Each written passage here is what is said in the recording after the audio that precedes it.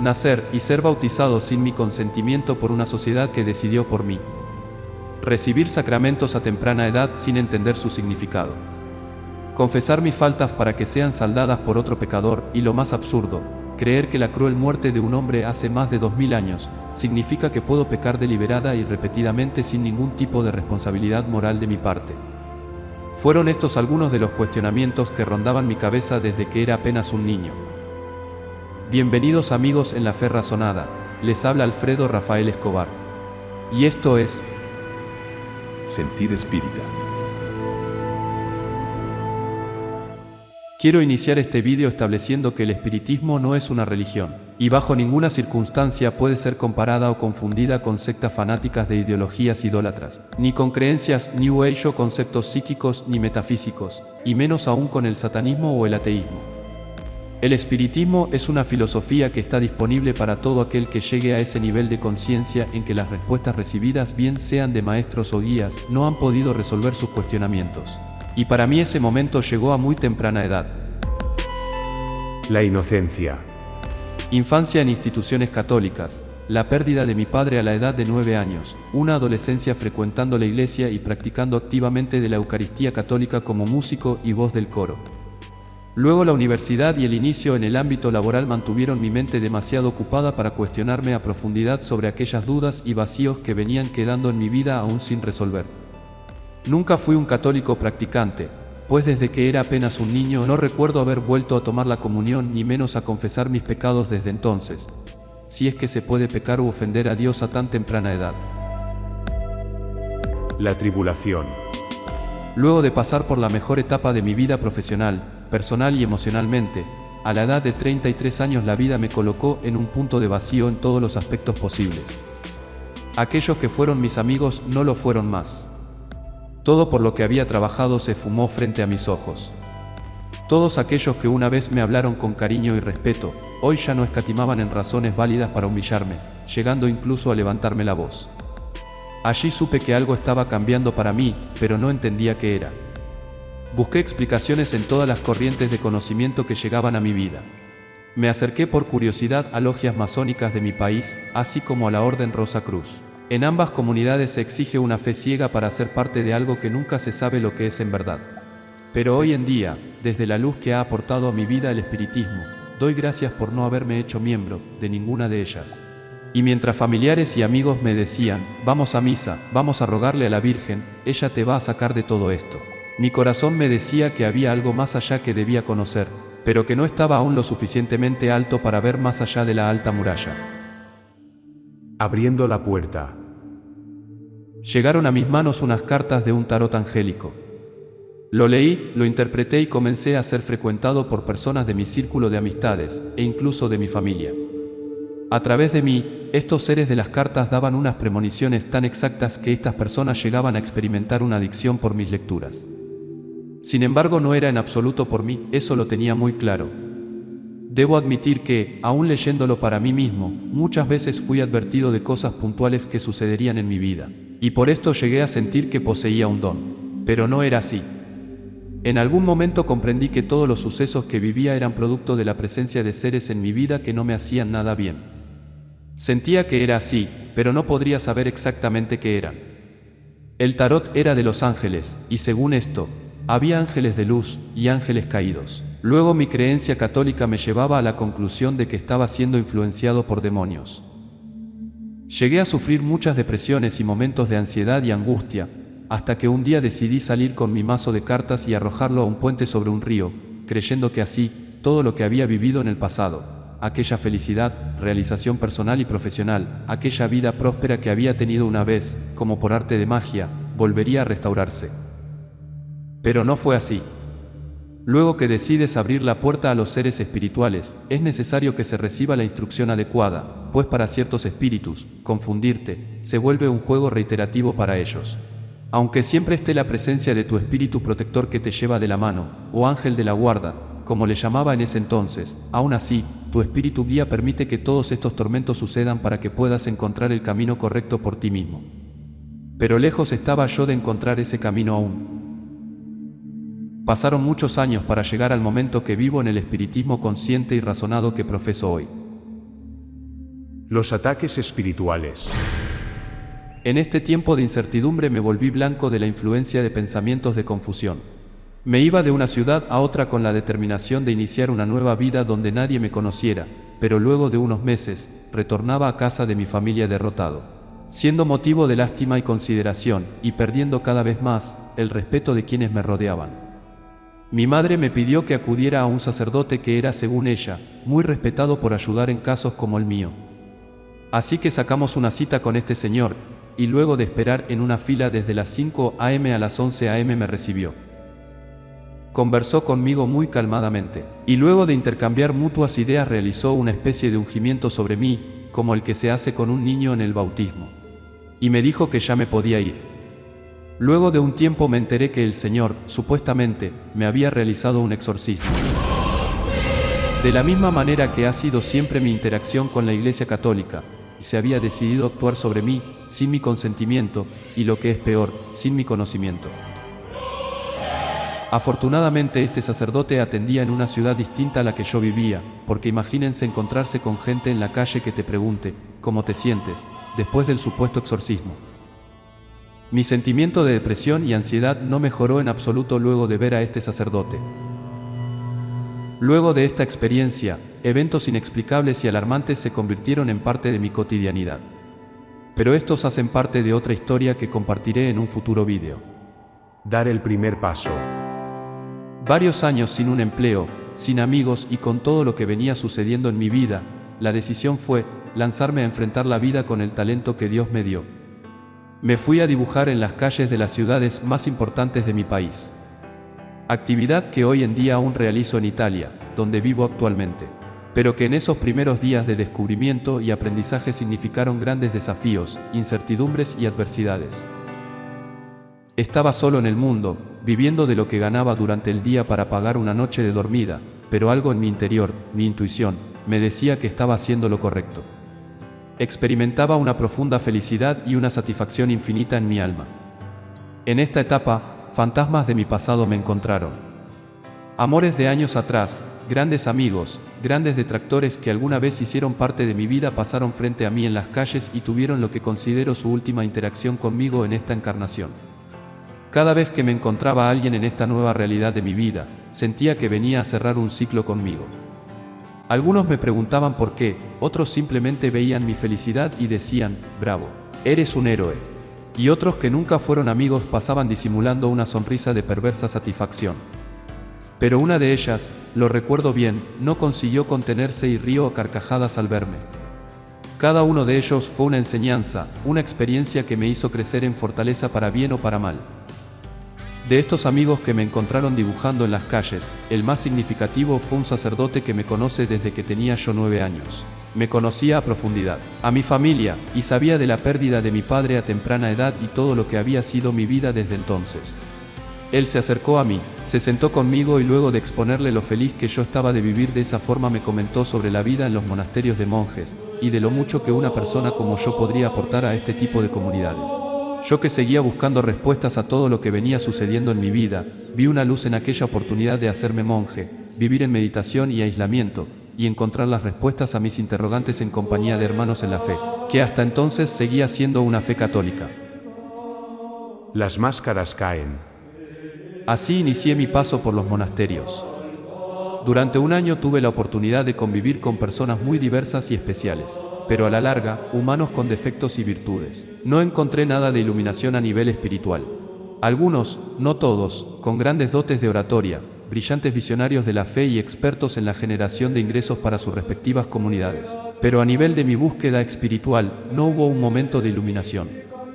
Lo que sí que hubo fue aprendizajes y grandes experiencias que intentaré sintetizar brevemente en este vídeo, pero que profundizaré en un vídeo futuro. Los benedictinos. El primer contacto que tuve con los monasterios fue en la comunidad benedictina. La experiencia más honesta que llegué a vivir y en la que he debido decir, ya vi suficiente, aquí no está mi lugar. Pero no fue así. Viví con ellos por 3 meses entre ir y venir, mientras que el Padre Superior me daba tiempos de discernimiento fuera del monasterio, para que aclarara mis ideas. Yo siempre volví quizás convencido de que ya no había más oportunidad para mí en esta vida. En ese momento era realmente mi deseo convertirme en parte de esa comunidad. Luego de 3 meses de experiencia, el Padre Superior me comunicó que no encontraba ni una vocación real y que me sugería seguir mi camino. Me dolió muchísimo. Fue la negativa más dura de afrontar de todas las que vendrían después. Entre los benedictinos me sentí valorado, respetado y de alguna forma querido. Fue la mejor experiencia de todas y siempre lo llevaré en mi corazón. La decepción en esta vivencia monástica fue el total rechazo a mi vocación. Algo que se repetiría en mis futuras experiencias, pero que, al ser la primera, me tomó desprevenido. Un día, durante las labores de limpieza que realizábamos a veces en comunidad, uno de los novicios, cumpliendo órdenes quizás de los superiores, me aconsejó: usted podría ser un gran monje, pero este lugar no es el indicado. Esto es un hotel, ¿no lo ve? Aquí la gente viene buscando escapar de sus problemas y realidades. Pagan por un fin de semana de hospedaje y tienen una charla con el Padre. Así se van a sus casas sintiéndose santificados. Pero no es la comunidad autosustentable que usted llegó aquí buscando. Primera decepción: mi vocación y fervor a Dios fueron rechazados por mercaderes de la fe. Cruzando fronteras. Decidí comunicarme con los monjes de la Cartuja en Argentina, y así lo hice. La Cartuja es una de las órdenes religiosas con más rigurosa clausura que se conoce en la actualidad. Así que decidí que ese sería mi lugar, si conseguía ser aceptado. Entré en contacto vía email, y me quedé esperando una respuesta por unas semanas, todavía dibujando en las plazas y calles de mi país. Pero había comenzado a dirigirme al sur, en dirección a mi objetivo, Argentina. Dibujaba durante el día, y en la noche tomaba un autobús hasta la siguiente locación, y así llegué a la frontera con Ecuador. En todo este trayecto hubo experiencias espirituales increíbles, tan especiales y maravillosas para mí, que me gustaría compartirlas con ustedes en otro vídeo. De momento seré lo más puntual posible para no extender demasiado esta historia. La Orden Cisterciense. Cruzando la frontera llegué a la ciudad de Quito, en donde no tuve el mismo éxito con mis dibujos, y luego de 3 días el dinero se acabó y me vi atrapado en medio de mi hazaña. No les detallaré ahora cómo, pero conseguí llegar a un monasterio en la ciudad de Cotopaxi, cerca de Quito, con ayuda de muchas personas inmensamente buenas y generosas. No sabía nada de esta comunidad, de la que me había enterado buscando en Google, pero me acerqué al lugar para pedir posada y dar 1 o 2 días a que pudiera comunicarme con mi familia y que de alguna forma me ayudaran a regresar, pues hasta ese momento pensaba que mi viaje había sido un error. Llegué al monasterio cisterciense y fui recibido como visitante. Sin preguntar detalles me asignaron un cuarto externo para peregrinos. Agua caliente, comida y la oportunidad de asistir a las estremecedoras y bellas ceremonias eucarísticas de los monjes cistercienses. Luego de 3 días, en los que realizaba dibujos que me ayudaran a solventar mi viaje, tuve una entrevista con el Padre Superior, y una nueva señal espiritual me dio la confirmación de una vez más estar en el lugar correcto. Pero este detalle hará parte de un próximo vídeo. El Padre me permitió ingresar al claustro a convivir con los otros monjes bajo una condición: que renunciara a mi cordura. Libre albedrío. Me llevó a un psiquiatra que obviamente era colaborador suyo, y quien me debería declarar incapacitado mental, indicándole que me recetara unas pastillas que le enseñó sacándolas de sus propios bolsillos. Le dijo: Él está mal de la cabeza, y necesito que le recete esto. Mostrándole la cartela de píldoras de clonazepam. Días después conocería los efectos que produce esa droga. Pero en ese momento el médico, que rondaba sus 55 años, me miró a los ojos y como profesional de la salud me preguntó: ¿tú estás de acuerdo con esto? Y yo le dije: por supuesto que no, doctor, si lo hago será por imposición de este señor, pero yo no siento que tenga ningún tipo de problema psiquiátrico que me obligue a tomar esta medicación. El doctor miró al cura y le dijo: padre, lo siento, pero no puedo obligar a un paciente solo por solicitud suya. La cara del padre en aquel momento nunca se me olvidará. Este falso ministro de Dios había querido violar mi libre albedrío, pero este concepto sería de vital importancia para mí muchos años después, con el conocimiento del espiritismo. En aquel momento solo mi intuición me respaldaba y, como sucedía desde chico, confiaba plenamente en ella. El padre me llevó a la estación de autobuses y me dijo que debía volver a mi país. Pero yo, viendo mi imposibilidad de valerme por mí mismo, cambié de opinión y le respondí que si se me imponía la condición de tomar esa medicación para permanecer en el monasterio, yo lo iba a hacer, pero que ambos sabíamos que yo era una persona normal. Él se rió y repetía: Normal, sí, normal. Me llevó a una farmacia, compró la medicina con una receta que ya traía en su bolsillo, es decir, una receta de él, o de algún otro monje al que sometía a lo mismo que a mí, y me las entregó, diciéndome, como todo un experto: Toma una antes de dormir, y una al despertarte en la mañana. Y si veo que no te las tomas, porque yo lo noto, ya sabes que no podrás permanecer aquí. Ese día te vas. Comencé a colaborar en todos los quehaceres del monasterio, cantar en las misas, e incluso se me dio hábito de novicio. Pero las pastillas que me imponía tomar el Padre Superior me hacían caer dormido en todo lugar. En la capilla, en la biblioteca, en el comedor. Era insoportable. Así que gradualmente empecé a dejar de tomarlas y las tiraba por el sanitario. La experiencia en Ecuador terminó un día que, luego de 3 meses de claustro y sumisión, el Padre me dio una salida al pueblo para que me comunicara con mi familia si lo deseaba. Y al revisar mi correo electrónico encontré una respuesta de la Cartuja de Argentina en la que el Padre Superior me informaba que me recibían con todo gusto dentro de un mes. Mi alegría fue tal, que no quise continuar mi paseo por el pueblo y volví emocionado al monasterio a contarle al Padre que mi sueño estaba por hacerse realidad.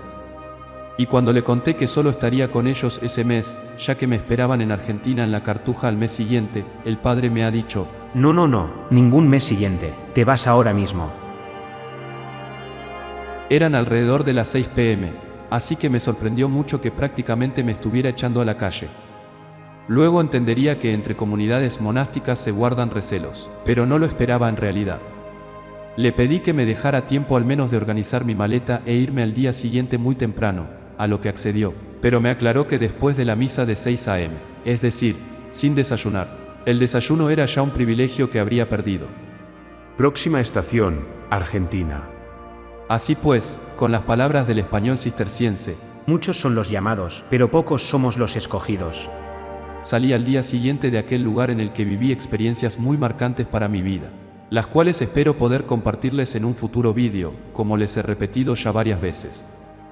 De Ecuador atravesé la frontera con Perú, llegué a Lima y entre muchas experiencias más para la lista, proseguí a atravesar Chile para llegar a Argentina, pero no se me permitió avanzar por las estrictas normas de inmigración chilenas, así que tomé el desvío por Bolivia y finalmente desde La Quiaca ingresé por primera vez a ese país que tanto amo, Argentina.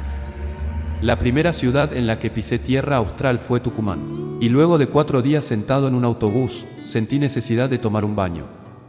Ya había previsto esta situación, y había escrito a un monasterio cercano a la ciudad de Tucumán días antes, pidiéndoles que me permitieran pernoctar un día con ellos para continuar mi camino a la Cartuja que está ubicada en provincia de Córdoba. Una vez más una señal espiritual me estaba indicando que ese era el paso a seguir, pero al llegar, el Padre no me recibió de la mejor manera.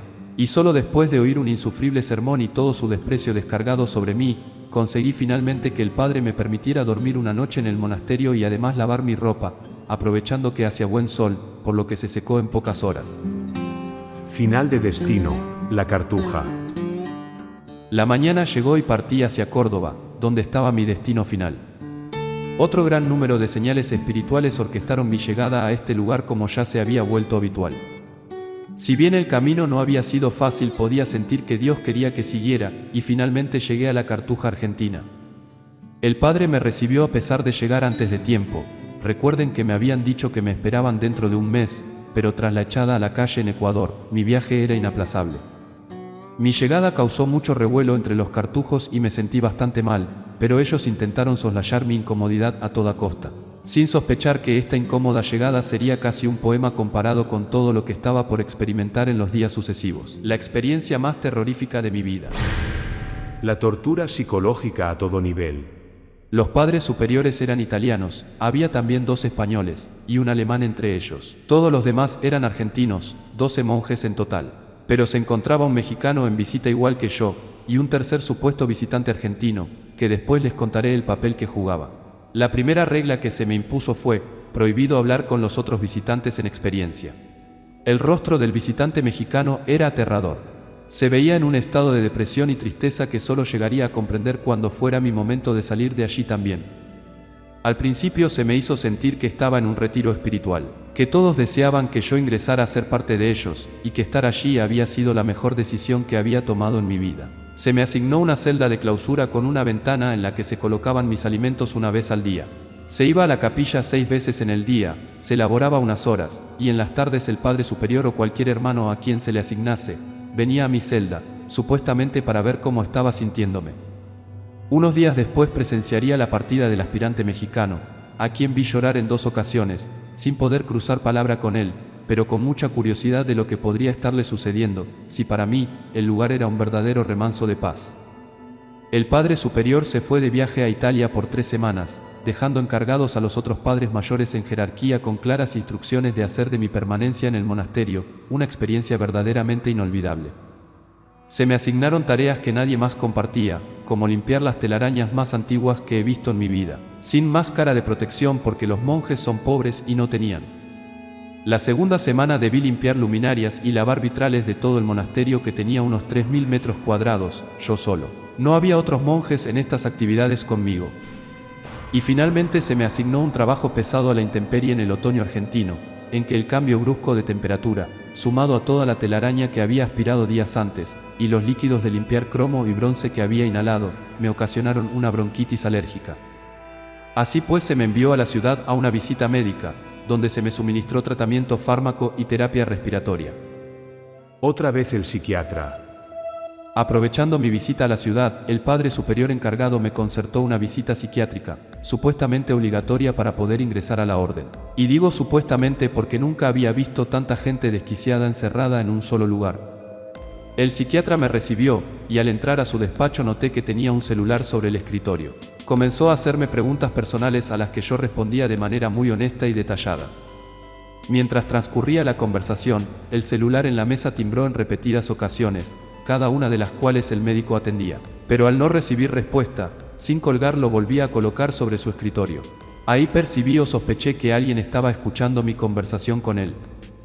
Una vez más un psiquiatra ético y profesional que con su mirada me informaba que aquello no era una conversación privada, pero de igual manera yo fui lo más sincero que pude, pues siempre me he caracterizado por ello. Una vez terminada la entrevista noté como el celular se apagó, la persona al otro lado cortó la llamada, y se me informó que el padre había llegado por mí. En esos segundos de privacidad el psiquiatra me habló sinceramente y me dijo: ya sabes la dirección de mi consultorio, en lo que te pueda ayudar no dudes en volver. El hombre sabía lo que se estaba haciendo conmigo. El regreso del Padre Superior. El Padre Superior volvió de su viaje y comenzaron las visitas a mi celda a las últimas horas de la tarde. Aquel padre aparentaba estar interesado en mi vivencia personal, pero realmente, lo que hacía era conducirme en una conversación completamente nociva para mí, revolviendo dramas de mi pasado, que luego de recibido el dictamen de aquel psiquiatra, él interpretaría como problemas de infancia no resueltos. Era tal el nivel de depresión al que se me condujo con estas visitas, y toda la rutina del monasterio, que un día decidí que quería volver a mi país. Y el detonante para tomar esta decisión, fue un día que al entrar a mi celda luego de una de las actividades comunitarias, encontré sobre mi cama una cuerda muy gruesa que no estaba allí antes, y que yo no había puesto en ese lugar.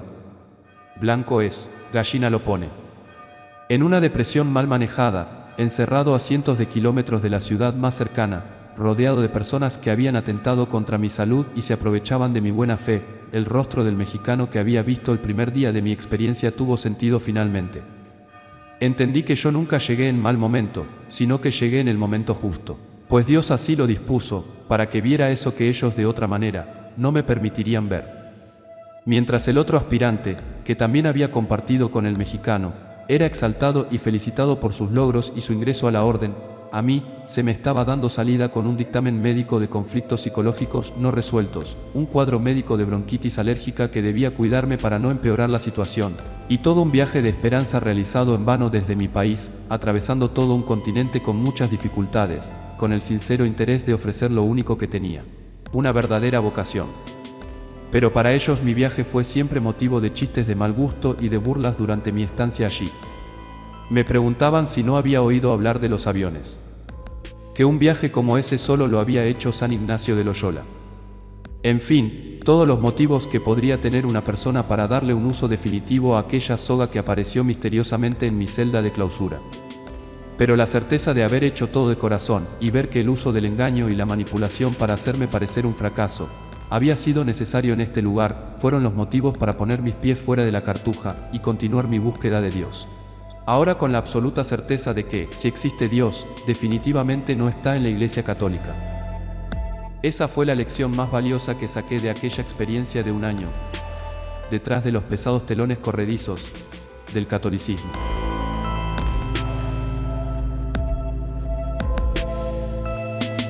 Sentir espírita.